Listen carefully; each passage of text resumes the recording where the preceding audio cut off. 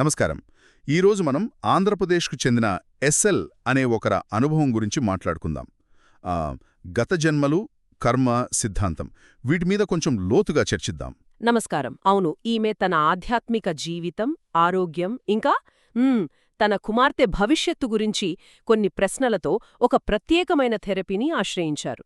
అదేనండి, past life regression therapy అంటారు కదా. అవును, అదే ప్రస్తుత సమస్యల మూలాల్ని గత జన్మల్లో వెతకడమన్నమాట.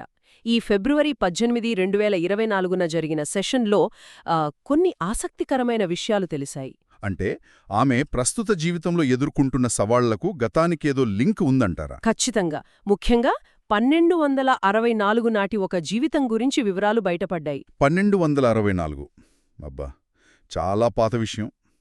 సరే, అప్పటి జీవితం ఇప్పుడు ఆర్థిక ఇబ్బందుల్ని, భయాల్ని, సంబంధాల్ని ఎలా ప్రభావితం చేస్తుందో చూద్దాం. ఆ సెషన్లో ఏదో భవిష్యత్తు దర్శనం కూడా కలిగిందట కదా, దాని గురించి కూడా మాట్లాడుకుందాం. తప్పకుండా.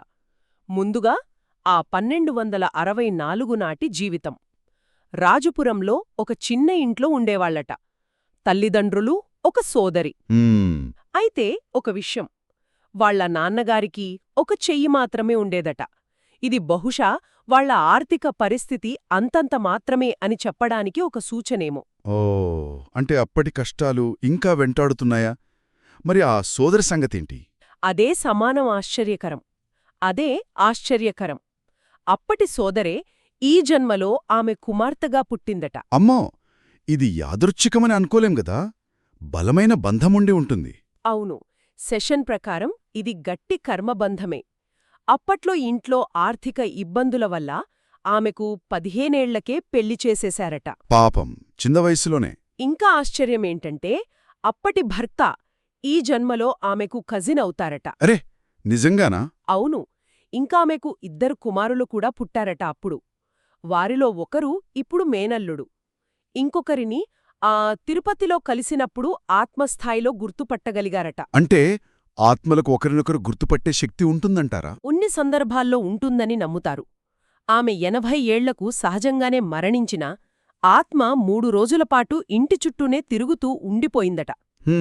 ఆ జీవితంలో పేదరికం నుంచి సంపద వైపు వెళ్ళింది అన్నారు. అయినా ఏదో లోటు ఉన్నట్టు అనిపిస్తోంది. ఆ కర్మపాఠాలు ఏంటి? మంచి ప్రశ్న. సంపద వచ్చిన తర్వాత కూడా ఆమె కుటుంబం చాలా స్వార్థంగా ప్రవర్తించిందట. సహాయం చేయగల స్థితిలో ఉండి కూడా ఎవరికీ చేయలేదట. ఓ, ఎస్ల్కి మాత్రం. అంటే ఇతరులకు సహాయం చెయ్యాలని ఉండేదట. కాని కుటుంబానికి భయపడి, బహుశా సమాజానికి కూడా భయపడి ఆగిపోయేదట. ఆ భయం ఎంతవరకు వెళ్ళిందంటే, సహాయం కోసం ఒక వృద్ధురాలు వస్తే అలాగే కష్టాల్లో ఉన్న పక్కింటివాళ్లను కూడా కాదన్నదట. అవును, ఇక్కడ కేవలం స్వార్థం మాత్రమే కాదు. ఆ భయం కుటుంబం ఏమనుకుంటుందో, బయటివాళ్లు ఏమనుకుంటారో అన్న భయం ఆమెను మంచి పనులు చెయ్యకుండా ఆపేసింది. అంటే ఆ భయంతో చేసిన పనులే ఈ జన్మలో ఆర్థిక ఇబ్బందులకు కారణమవుతున్నాయా? ఆ రిగ్రెషన్ అనుభవం అదే సూచిస్తోంది. ఆ భయం వల్ల ఏర్పడిన కర్మలే ఇప్పుడు అడ్డంకులుగా మారాయని. ఆనాటి భయం ఇప్పటికీ ఆమె నిర్ణయాల్ని, ఆర్థిక స్వేచ్ఛను, ఉదారతను కూడా ప్రభావితం చేస్తోంది. గతం ప్రభావం ఇంత బలంగా ఉంటుందా? సరే, ఇదంతా గతం గురించి. మరి ఆ భవిష్యత్ దర్శనం? సంవత్సరం 4000 అదెలా సాధ్యం? అవును, ఇది నిజంగా ఊహించని విషయం. ఆమె సెషన్లో ఒక అత్యంత అభివృద్ధి చెందిన సాంకేతిక ప్రపంచాన్ని చూశారట. ఎలా ఉండేదట ఆ ప్రపంచం? ప్రజల మధ్య సంభాషణలకు మొబైల్ ఫోను లాంటివి లేవట. బహుశా టెలిపతి ఏమో, లేదా ఇంకా అడ్వాన్స్డ్ టెక్నాలజీ కావచ్చు. రోబోలు మనుషుల పనులన్నీ చేస్తున్నాయట. అద్భుతంగా ఉంది.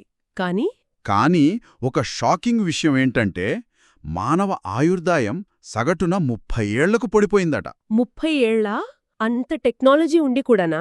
భయంగా ఉందే. అవును, బహుశా ఆ దర్శనం యొక్క అంతరార్థం అదేనేమో. భౌతిక పురోగతి ఎంత సాధించినా ఆధ్యాత్మికత, మానవ సంబంధాలు, కరుణ లేకపోతే జీవితం అర్థం లేనిదైపోతోంది, క్షీణించిపోతోంది. ఒక హెచ్చరిక లాంటిది. అంటే టెక్నాలజీ ముఖ్యం కాదు, మానవత్వం ముఖ్యమని చెప్పడమా? అనుకోవచ్చు. ఇది ఎస్ఎల్ ఇప్పుడు నేర్చుకోవాల్సిన పాఠాలు కూడా కనెక్ట్ అవుతుంది కదా. ఉదారత, భయాన్ని వీడటం లాంటివి. నిజమే. మరి ఇన్ని విషయాలు తెలిసాక ఆమె ప్రస్తుత జీవితంలో ఈ ప్రభావాలు ఎలా కనిపిస్తున్నాయి? వీటిని దాటడానికి ఆ సెషన్ ఏమైనా మార్గాలు సూచించిందా?